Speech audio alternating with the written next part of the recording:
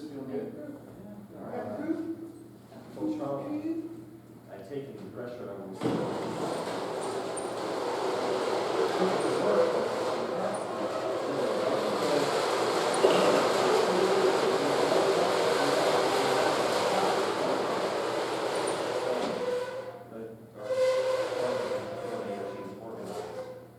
Some of our stuff, I'm like, what's going on? No, it's there. It's right. I have no idea where it's from. Good. So I grab my shirt, had it in my hand along the front or everything else, and I filled up a cup of water before I left. Did your cup ran over? No, but I walked out the door, needed my dress shirt on a hanger sitting in the little kitchenette. Nice. On top of my plate, so somebody at the office is gonna see that each time. Starting in 2 minutes. 7 Thank o'clock. you. Thank you, 2 minutes. Or you could wear a Well, what do I want to hire? Madal? Madal, Willie, and Melissa. Doll in the field. I wanted to try. It does, it looks like an It looks like a football flag. It looks like exactly what it is, a football flag. Ever so large, like, Yes. shirt on or whatever. But actually, they're more nylon, okay, I like that, it's like a more nylon material than that. That's like You see that one gets stuck? Wait, That's it. Doll thing. You knew that. That's all like a, it's not even a good one. It's an ombre. He was all over that word last night. He said, what's happening? Gonna save that What's a good word? I'm a designer. step He's on like the that. art. He said, that was a good word. Right. We made a birthday cake with that. It was really cool. Oh my God, the girls would love that, the birthday cake with the A ombre. tiered deal. We did a Birthday cake with what? ombre. We did that on the cake. It was, Right. well, it started really light pink and got really dark at the bottom. I'm tired. You have to be careful of others, We did. 1 minute. Pepto-Bismol vomited in the room. Everything Everything was pink. We named it, it was pink. They gave me roses with it. Mom ate an entire, like, bulk candy bag of those Pepto-Bismol Oh, lozenges. those things are disgusting. I call those grandma candy because my grandmother always had to Share there, or is that in the distance? My brother threw up after Where the this. front row is. It was pink all over the front. Pink. She's a Pepto-Bismol, my dad. Yeah, what was that? Football practice, and my grandmother had like Where we had the first chair, was that actually just great, whatever. how much space we had? Oh my gosh. Lovely. Wouldn't it be lovely?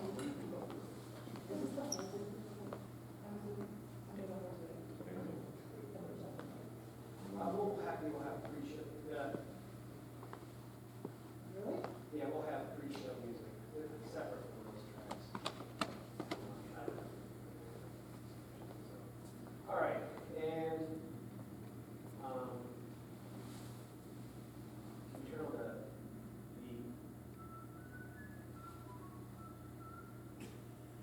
turn on the house, big house lights, and the stage lights.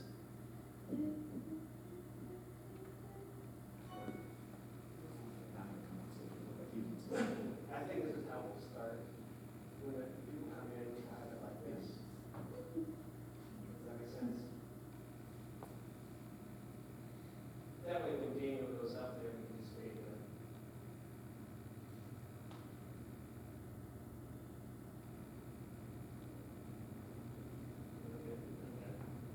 Well, I'm thinking.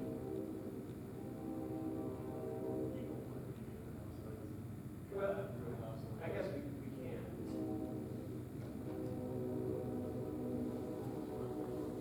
As long as when Daniel comes out, we're ready to go.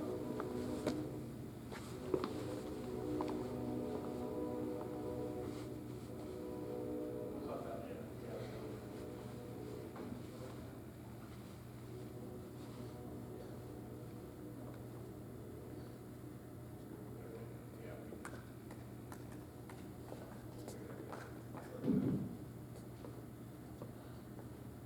All right, Daniel.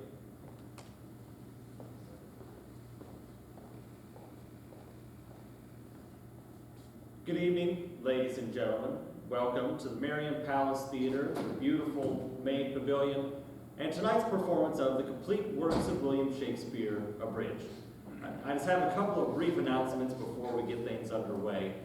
The use of flash photography and the recording of the show, audio or visual, is of course strictly prohibited by management. We encourage you to visit the concession stand at any point during the intermission if you didn't do so before. The show is directly behind you if you didn't see it when you came in. Or the bar, which is full service with beer, wine, and mixed drinks this evening. For your convenience, the toilets are located in the restroom. And if you could take a moment right now and locate the exit that is nearest your seat. Should the theater experience a sudden loss of pressure, oxygen masks will drop automatically. Now simply place the mask over your nose and mouth and continue to breathe normally. Now if you're here at the theater with a small child, please place your own mask on first and let the brat fend for themselves. Allow me to introduce myself. My name is Daniel Bradshaw, and tonight my two partners and I are going to attempt a feat which we believe to be unprecedented in the history of theater. That is to capture in a single theatrical experience the magic, the genius, the towering grandeur of the complete works of William Shakespeare. Now we have a lot to get through tonight, so at this time I'd like to introduce the second member of our troupe. He is one of America's preeminent Shakespearean scholars. He has a bachelor's degree from the University of California at Berkeley, where I believe he read 2 books about William Shakespeare. Here to offer us a brief preface to the complete works of William Shakespeare, please welcome me in joining Mr. Nathan Hawlert. Daniel. Good evening, ladies and gentlemen. William Shakespeare, actor, poet, playwright, philosopher, a man whose creative and literary genius have had an immeasurably profound impact on the culture and creativity of the entire English-speaking world. And yet, how much do we inhabitants of the 21st century really know and appreciate about the tremendous body of work contained in this single volume? Too little. And I believe that I can illustrate my point by conducting a brief poll among our audience here tonight. Bob, may I have some house lights, please? Okay. Now, you are a theater-going crowd of no doubt above average literary and cultural sensibility. And if I may just have a brief show of hands, how many of you here this evening have either read or seen any play by William Shakespeare? Any contact with the bard whatsoever? Just raise your hands.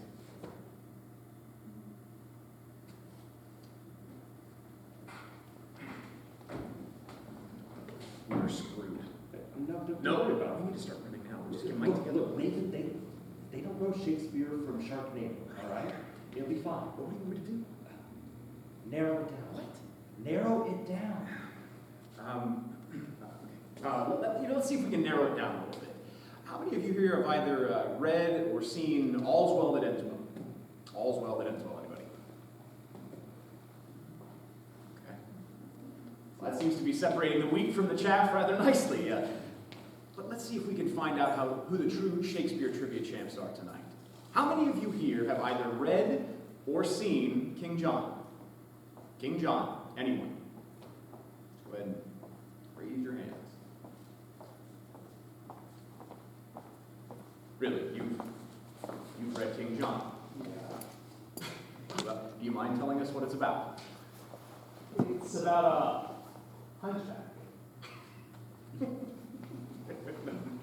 No, King John is not about a hunchback. As any preeminent Shakespearean scholar can tell you, King John is about a king named John. But ladies and gentlemen, this is exactly what I'm talking about. Now, take this young man, for example. Obviously abandoned by the educational system, awash in a sea of sexual ambiguity, hopped up on empty kilobytes of virtual Viagra. Oh, you laugh. You scoff. But I say that he among you who is without sin lived in a glass house. For these glazed eyes are all your glazed eyes. That empty brain represents your empty brains. Those teeth represent your teeth, and they cry out, "Floss me!" Ladies and gentlemen, I submit to you that our society's collective capacity to comprehend, much less attain, the genius of a William Shakespeare has been systematically sodomized by sitcoms, reamed by reality TV, and violently violated by the women of The View. Oh, sing it, brother. Let us help you take those first few steps out of the 21st century quagmire that is Dr. Phil, Jerry Springer, and the real housewives of Orange County, and into the future. Amen. A future where manly men may wear pink tights with pride, and a future where this book will be in every hotel room in the world. That is my dream, ladies and gentlemen, and it begins here tonight with each and every one of you. Join us in taking those first few steps down the pathway to your intellectual redemption by opening your hearts. Yes, open your hearts. And your pocketbooks. Or simply charge your donation by Visa or MasterCard by texting BARD right now. Or give us cash if we be friends and deduct it when the tax year ends. On with the show, ladies and gentlemen. And may the BARD be with you. Thank you, and hallelujah.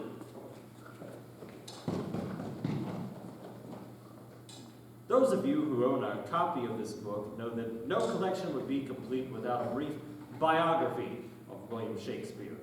Presenting this portion of our program this evening is the third member of our troupe. Please welcome to the stage Mr. Mike Cochran.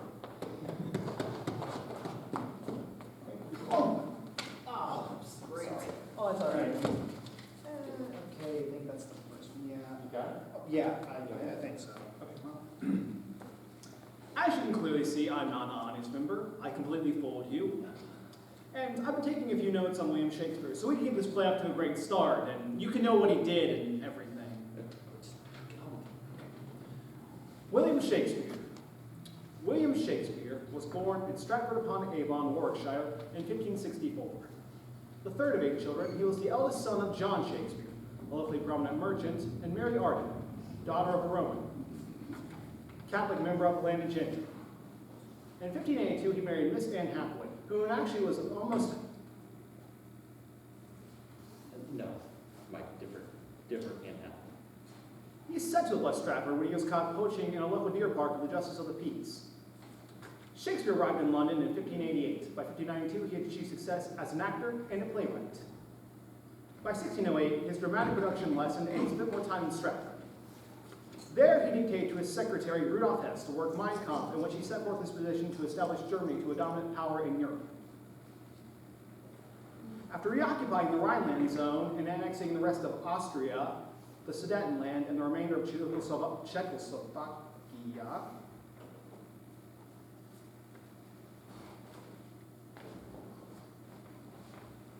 Shakespeare invaded Poland on September 1st, 1939, thus precipitating World War II. You know, I never knew that. Just wrap it up. Shakespeare remained in Berlin when the Russians entered the city and committed suicide there with his mistress, Eva Braun. He lies buried in the Church of Stratford. Thank you. And now, ladies and gentlemen, without further ado, we are proud to present the complete works of William Shakespeare, abridged.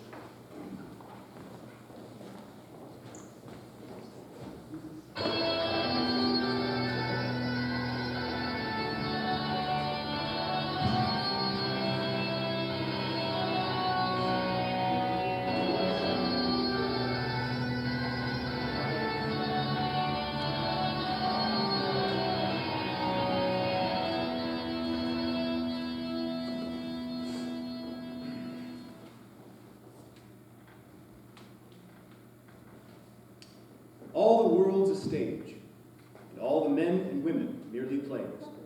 They have their exits and their entrances, and one man in his time plays many parts. One man in his time plays many parts. How true. Ladies and gentlemen, where better to begin our exploration of the greatest of all English playwrights than in Verona, Italy, with one of his most beloved plays, Romeo and Juliet. Now, of course, it would be impossible to portray all of the roles in Romeo and Juliet with just 3 actors. That's why we're using 2. Yes, Mike and Daniel will attempt to portray all of the major character roles in Romeo and Juliet while I fill in with bits of narration. After extensive textual research and analysis, we have decided to begin our abbreviated version of Romeo and Juliet with the prologue.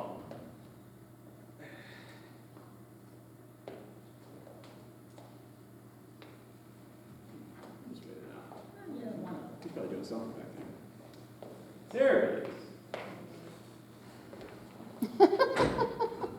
Two households, both alike in dignity, in fair Verona, where we lay our seed, from ancient grudge break to new mutiny, where civil blood makes civil hands unclean. From forth the fatal loins of these two foes, a pair of star-crossed lovers take their life, each, whose misadventure Peleus o'erthrows, do with their death bury their parents' strife. Act 1, Scene 1. In the street, meet two men, tall and handsome. One, Benvolio. The other, Samson. Their hatred fueled by an ancient feud, for one serves Capulet, the other Montague. Oh, I had to rise when the sun shines early in the morning. Yeah. Oh, I had seen it breakfast that good down.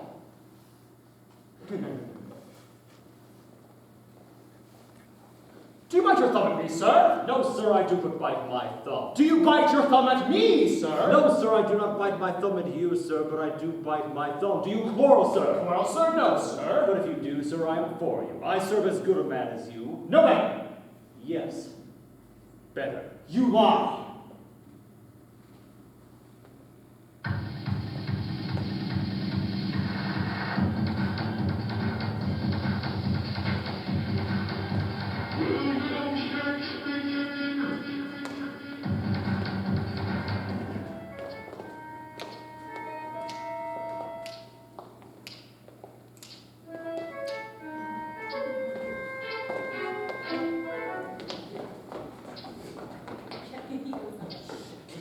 You know you're going in the middle. Come on.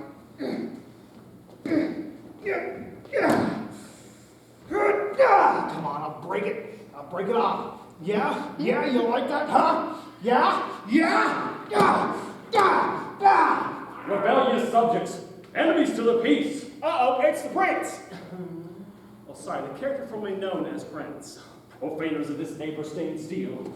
You, Capulet, shall go along with me. Benvolio, come you this afternoon to know our farther pleasure in this case. Oh, where is Romeo? Saw you him today? Right glad I am. He was not at this fray. But see, he comes.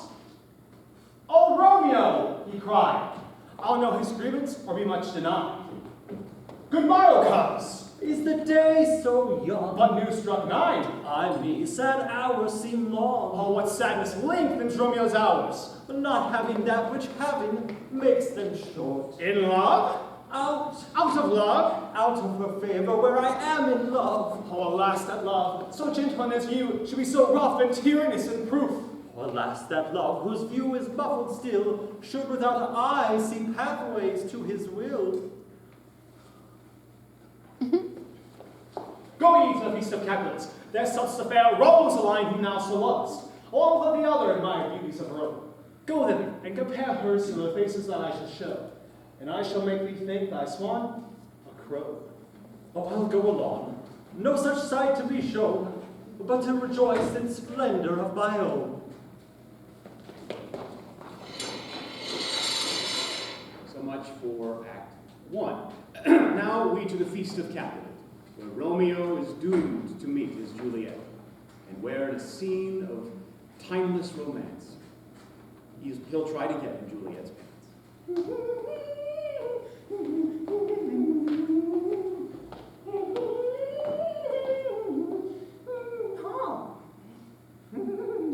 Oh, she doth teach the torches to burn bright.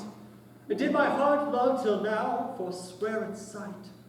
For I ne'er saw true beauty till this night. If I profane with my unworthiest hand this holy shrine, the gentle fine is this.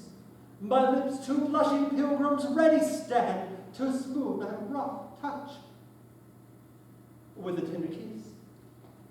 Oh, good pilgrim, you do wrong your hands too much. Which manly devotion shows in this? For saints have hands that pilgrims' hands do touch, and palm to palm is holy palm's kiss. Oh, have my saints' lips and holy palms. I know lips that they use in prayer. Oh, then, dear saint, let lips do what hands Oh, do. lips do not move, but grip for prayer's sake. Well, then move not, for my prayer's effect I take. Oh, then from my lips is sin that they have my lips, oh, trespass sweetly urged. Give me my sin again. Look, I don't want to kiss you, man. It's in the script. No, please don't.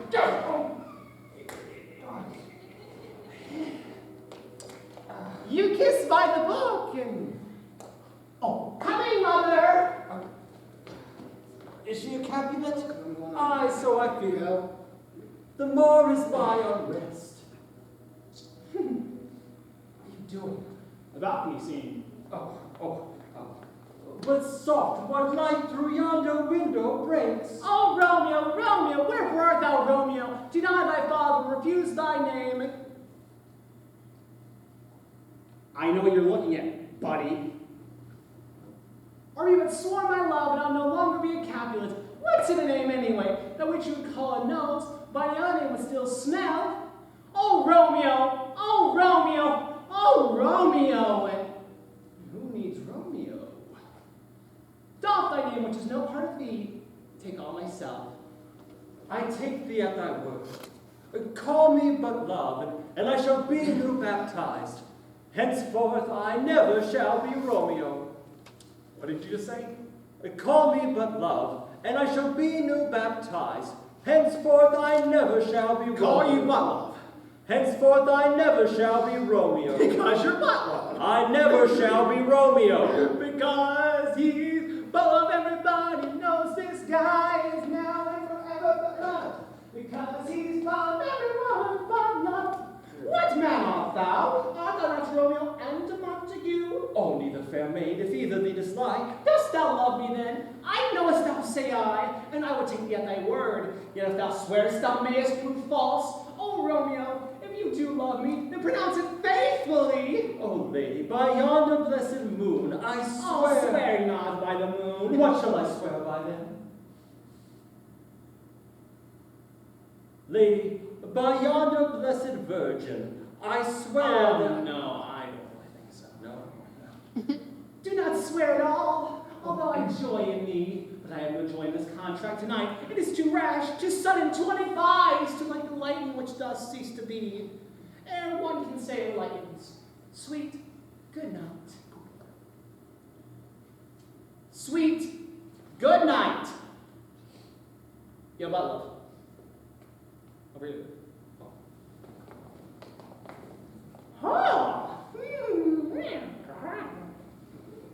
Oh, wilt thou leave me so unsatisfied? Oh, what satisfaction canst thou have?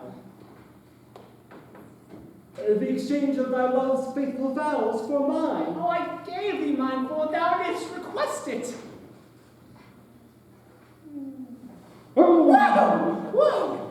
Second base is for second date, sweetie.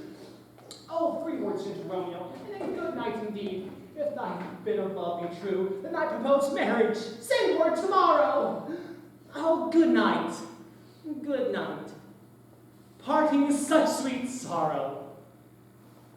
Really? It is. Bye. Bye, love.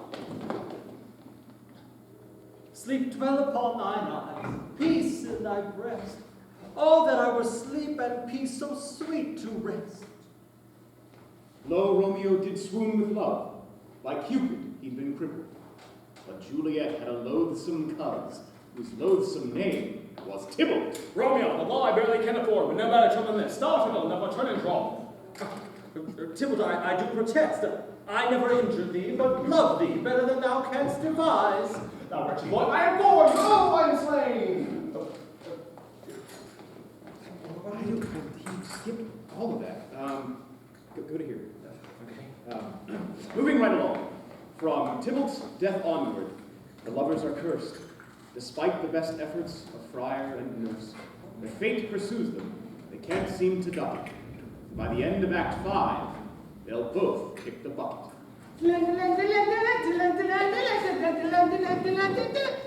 Pace you fiery-footed steeds, and bring in cloudy night immediately. Oh, come, civil night, come, Romeo, thou day and night. Oh, come, loving black-brown night. Oh, night. Come. I grind. And bring me my Romeo! Woo!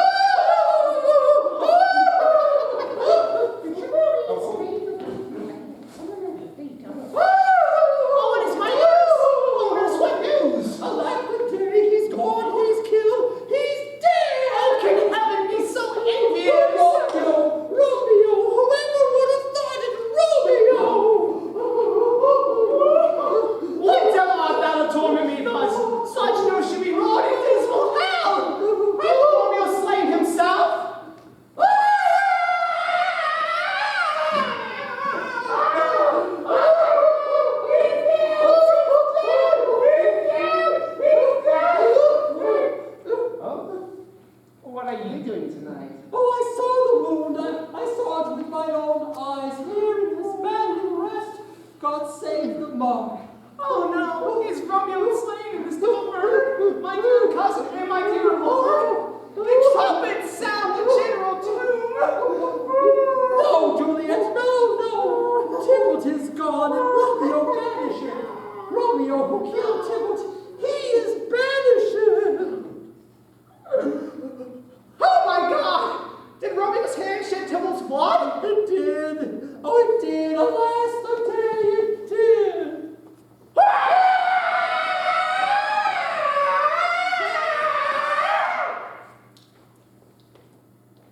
Thank you. So Romeo lives, and Tybalt is slain. Well, that's good, isn't it? I said, isn't that good? Damn straight. Now, Tybalt is slain, who would have murdered my husband. Well, that's good, isn't it? Yeah. So why do I feel like shit? It's not been a good day for Juliet. It's been an icky, peepee, caca, weevil swallow but they don't fall down kind of day for Juliet. It's not fair. Oh, Friar Lawrence. Romeo is banished and Tybalt is slain, and I've got cramps in that not-so-fresh Juliet, feeling. I already know thy grief. Take now this vial and this distilled liquor, drink in our offer, and presently through all thy veins shall run a cold and a drowsy a humor. I feel a cold and a drowsy humor running through my veins, Obi-Wan. Told you so. You know, this feels kind of nice. It feels kind of like... Uh-oh! It's Plague Giant Delta Delta Delta!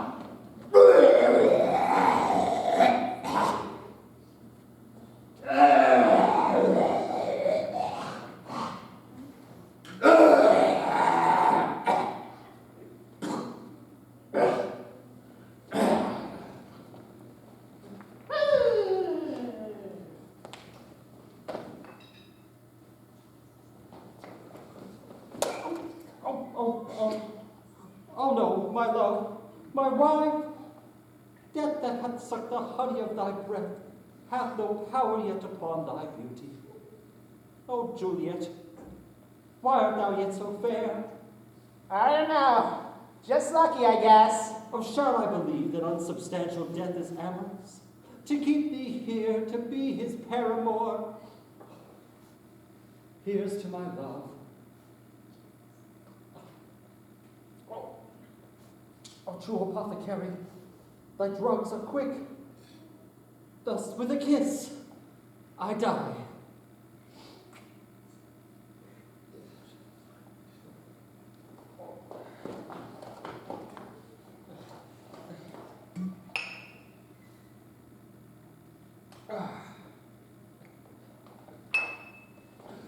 Thus, with a kiss,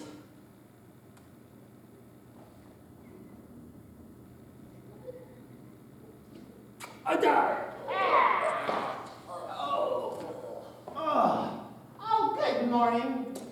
Oh, where is my love? Oh my God. What's this? Poison clenched in my true love's hand. Oh, it has been his untimely sin. Oh, churl. Gone, and left me not a drop to help me hereafter. Oh, then I'll be brief.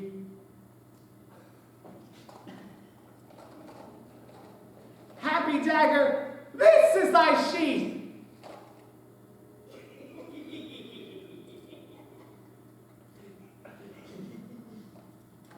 Isn't there something right about you?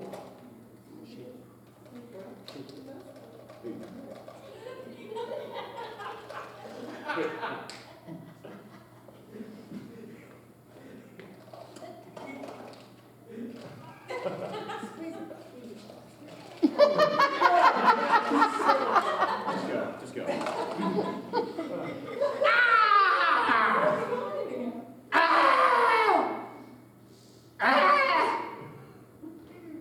Ow! There, rest and let me die. The end. Epilogue.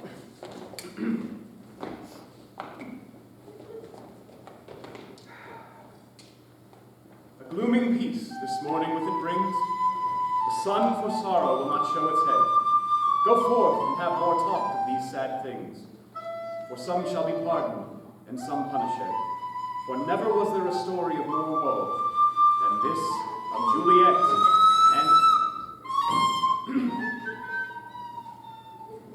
and her Romeo.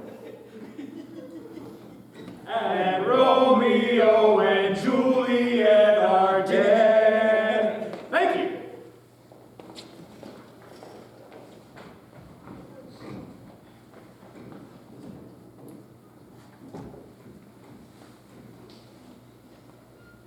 Ladies and gentlemen, in compiling this complete work show, we've encountered this problem.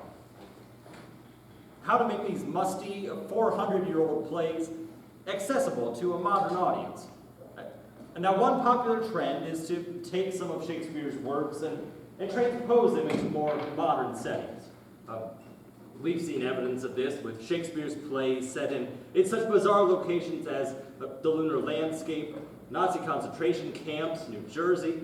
Now in this vein, Nathan has traced the roots of Shakespeare's symbolism in the context of a pre-Nietzschean society through the totality of a Jejune circular relationship of form, contrasted with the complete otherness of metaphysical cosmologies and the ethical mores entrenched in the collective subconscious of an agrarian race.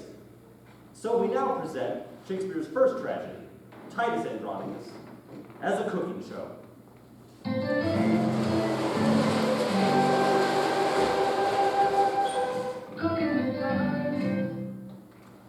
Good evening, ladies and gentlemen.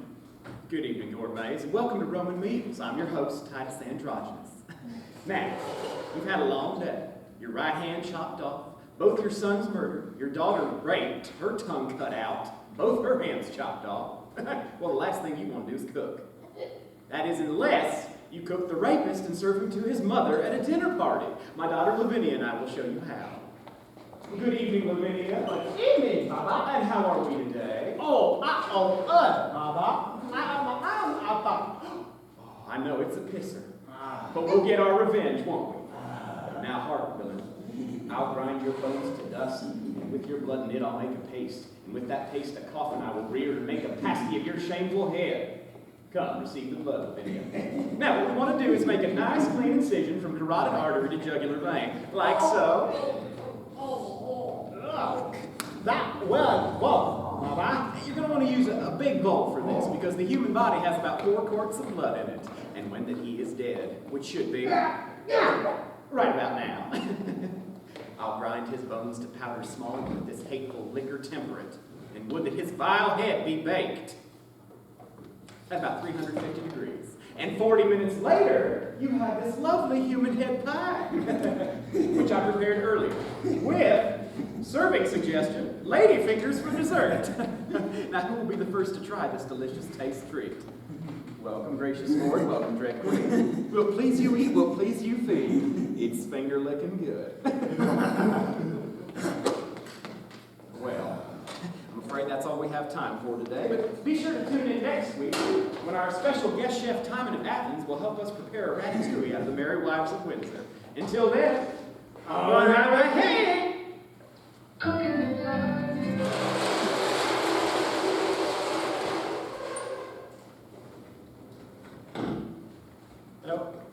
I hope no one was too offended by Titus Andronicus.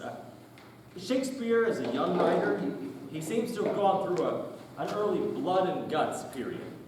I no doubt, if he were alive today, he'd be in Hollywood working on Titus Andronicus 9, just desserts. Get it? But we will now move on to explore the genius that is evident in some of Shakespeare's more mature works, as we present his dark and brooding tragedy, Othello, the Moor of Venice.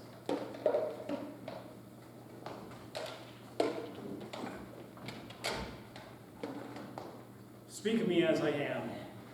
Let nothing extenuate of one who loved not wisely, but too well.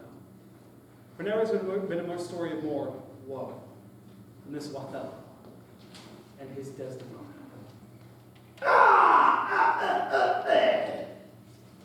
Shoot, shoot. Bob, can we have some lights, please?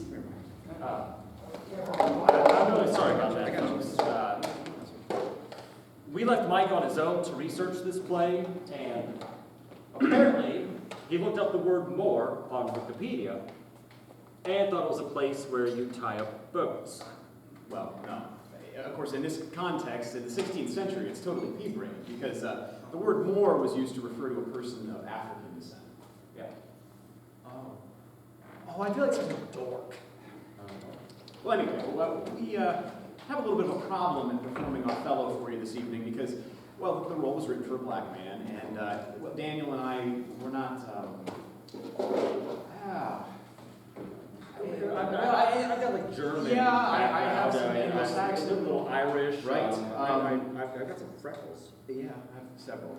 But what we're trying to say is, We're honkies. is basically what we are. So we're going to go ahead and skip over Othello, the Moor of Venice, and move on to. Hey guys, wait a second. Just because we're white doesn't mean we can't do Othello. I've got an idea. Come on, I don't think we should. Oh, come on, it's better than the votes, really. Just kind of chime in. Hey, give it a shot. He is the story of a brother by the name of Othello. He liked white women and he liked green jello. Okay, all right. And a punk named Iago who made himself a menace because he didn't like Othello, the Moor of Venice. Now, Othello got married to Desdemona. But he left off for the wars and he left her alone. It was a Mona. And a Grona. He left her alone. He didn't write a letter and he didn't telephone up. Now Othello loved Desi like a dog's love beef. And Desi loved Othello because he had a big sword. But he yelled about a plan that was clever and slick. He was crafty. He was sly. He was sort of a penis. Say, I'm gonna shout the more. How are you going to do it? Tell us. My nose treasure claws, he's too damn jealous. I need a dough. I need a dough. I need a kind of schmo. So we found a chump sucker by the name of Cassio. And he plans on him Desdemona's handkerchief. So Othello gets to wonder just maybe if, while he's been out fighting, Commanding an army. Are Desi and Cass playing hide the salami? So laugh me. So he come back home and he smuggled the bitch. And he thinks he pulled it off without a hitch. well, there's Amelia at the door. Who we met in Act 4. Say, you big dummy. She wasn't no whore, she was pure, she was chaste, she was virginal too. So why'd you have to go and make her face turn blue? It's true. It's you. Now what you gonna do? And Othello said, Damn, this is getting pretty scary. So he pulled out his blade and committed Harry Carey. Iago got caught, but he probably got the plea. Packed up his bags. And moved to Beverly Hills, that is.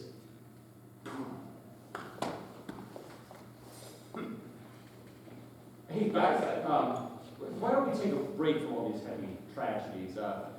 Do the comedies? Yeah, sure, yeah, comedies, yeah. Comedies! Now, when it came to the comedies, Shakespeare was a genius at borrowing and adapting various plot devices from his time. That's right, and some of these traditions include the Roman plays of Plautus and Terence, of course, Ovid's Metamorphoses, both of which are hysterically funny. And of course, the rich Italian tradition of the Commedia dell'arte. Yeah, basically Shakespeare stole everything he ever wrote. Stole's kind of strong. Distilled, maybe. Well, and he distilled the 3 or 4 biggest gimmicks of his time and milked them into 16 plays. You see, basically Shakespeare was a formula writer. Once he found a device that worked, he used it over and over and over again. So, Mr. Shakespeare, the question that we have is this. Why did you write 16 comedies when you could have written just one?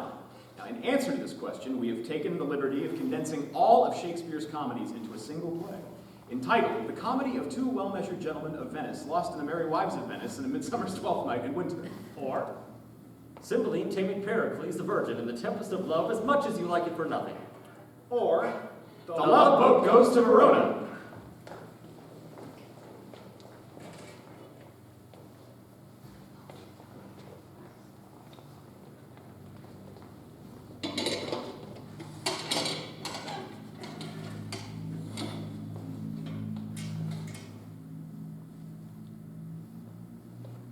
comedy? Comedy. Comedy. Act 1. A Spanish duke swears an oath of celibacy and turns the rule of his kingdom over to his sadistic and tyrannical twin brother. He learned some fantastical feats of magic and set sail for the golden age of Greece, along with his daughters, 3 beautiful and virginal sets of identical twins.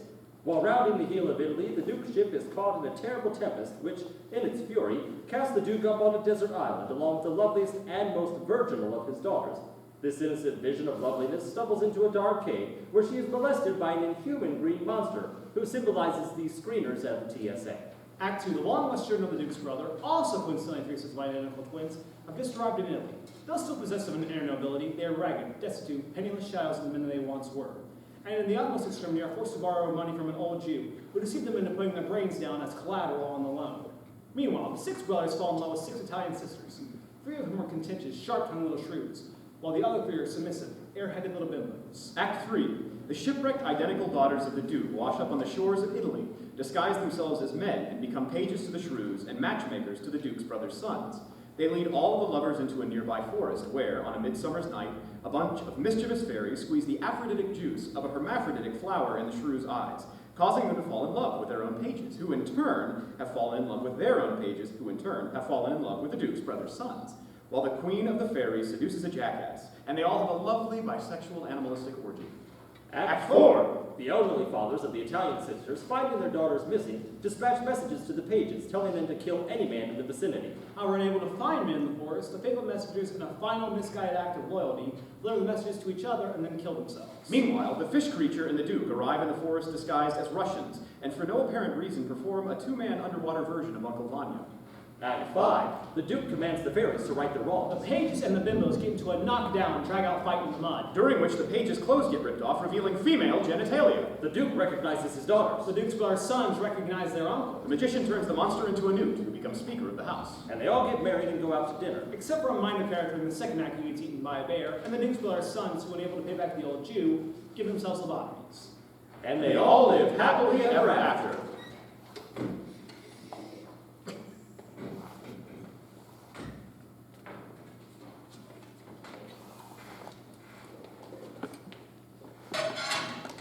So we now move on to the rest of Shakespeare's tragedies. Mainly because we found that the comedies aren't as funny as the tragedies. Take, for example, Shakespeare's Scottish play Macbeth. Mike, shut up. I'm sorry. Yeah. Which you're really not supposed to talk about in a theater unless you're performing it. Because it's cursed. Now, fortunately, we not only performed an abbreviated version of Macbeth, but after much thorough research, we are able to do so in perfect Scottish accents. Double, double, toil and trouble. Stay, you imperfect big speaker. Tell me more. Macbeth, Macbeth, beware Macduff. None of woman born shall harm Macbeth till Burnham would come to Dunsinane, don't you know? Well, that's dead great. Then what McNeed and McFear Macduff? I say, Jimmy, I know that's from my mother's woman's hand of hurt. What do you think of that? Don't like it, but I do support a woman's right to choose. Now lay on you, haggis face. Macbeth, you murdered my baby. You killed you, my wife, you shot in the school. I didn't. You did. Yeah.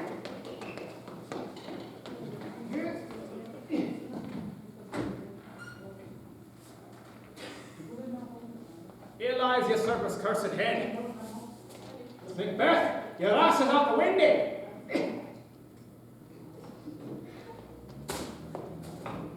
For never has there been a story of one without a death, unless of Mr. and Mrs. Macbeth. Thank you.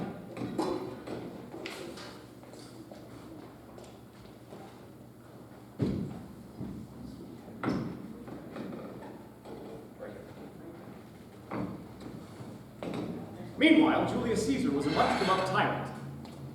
All hail Julius Caesar! Hail, citizens. Who was warned by a soothsayer. Beware the Ides of March. The great Caesar, however, chose to ignore the warning. What the hell are the Ides of March? The 15th of March. Why, that's today. Friends, Romans, countrymen, lend me your ears. We come to bury Caesar. So let's bury and get on with my play. Antony. And Cleopatra! Oh, is this an asp I see before me? Oh! Oh, I'm feeling nauseous!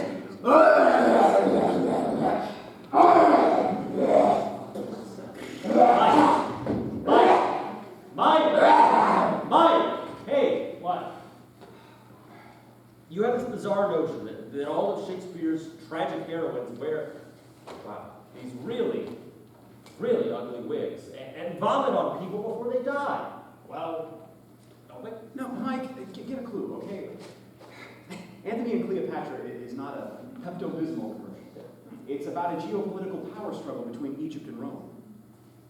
Oh, it's one of Shakespeare's geopolitical plays. Wow. Yeah.